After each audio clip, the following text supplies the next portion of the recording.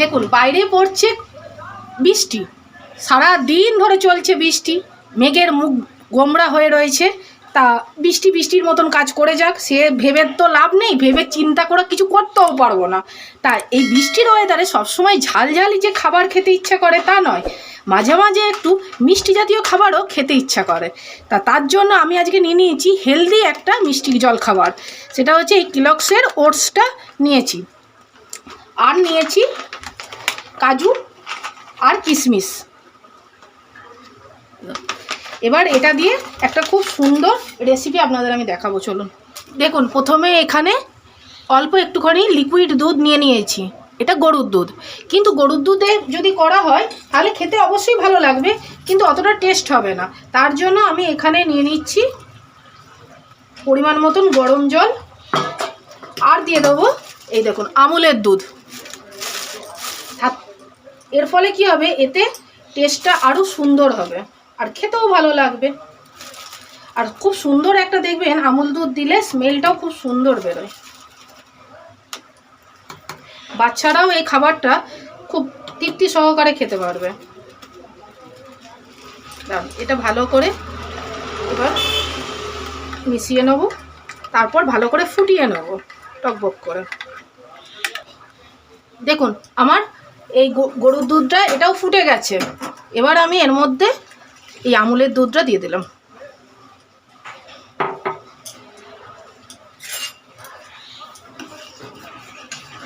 এবার একটু ভালো করে ফুটে যাক, তারপর এর পরপর যা ইনগ্রিডিয়েন্টস দরকার আছে সেগুলো এবার দেব।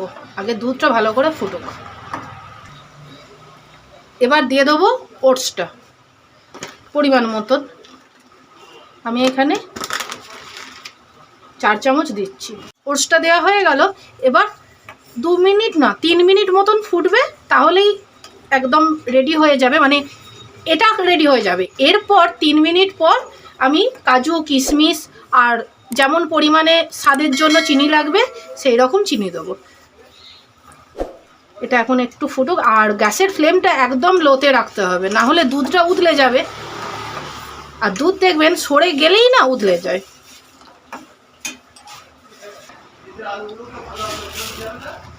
দেখুন এবার দিয়ে দেবো চিনিটা, এবার দিয়ে দেবো 2-4টে কাজুর দানা,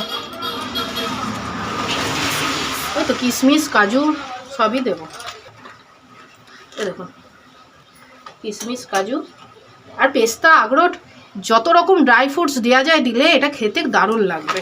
আমার মেয়ে বাড়িতে পেস্তা আখরোট, মানে বাড়িতে বলতে কি আমার বাড়িতে আর কি, পেস্তা আখরোট খাওয়ার মতন আমার মেয়ে নয়।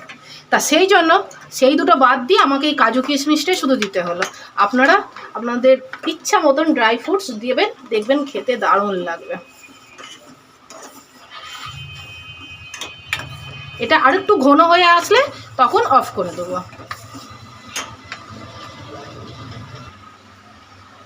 দেখুন ভালো রকম এটা ফুটে গেছে আর বেশ অনেকটা গাঢ় হয়ে গেছে। এবার আমি একটা এলাচকে একটু ছেঁচে নিয়ে দিয়ে দিলাম, সাথে কি হবে স্মেলটা খুব সুন্দর বেরোবে। অনেকে যারা সিমইয়ের পায়েস চালের পায়েস খেতে চান না, এই পায়েসটা একবার বাড়িতে করে দেখবেন। এটা যেমন হেলদি তেমনি কম সময়ে হয় আর খেতে তেমন সুস্বাদু, আবার প্রোটিন তো আছেই, অসম্ভব এর মধ্যে প্রোটিন আছে।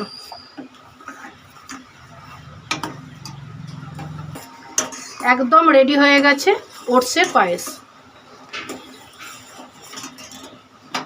গ্যাসটা বন্ধ করে দিলাম, এবার একটু স্ট্যান্ডিংয়ে থাকুক।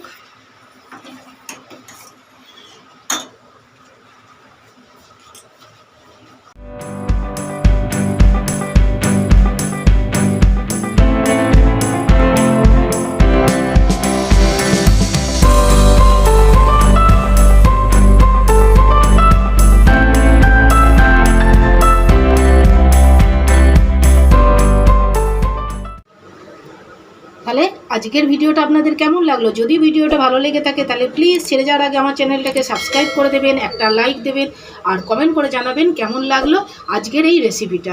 আজ এ পর্যন্তই, দেখা হবে আপনাদের সঙ্গে নেক্সট আর একটা নতুন সুন্দর ভিডিওতে। ততক্ষণের জন্য সবাই খুব খুব খুব ভালো থাকবেন।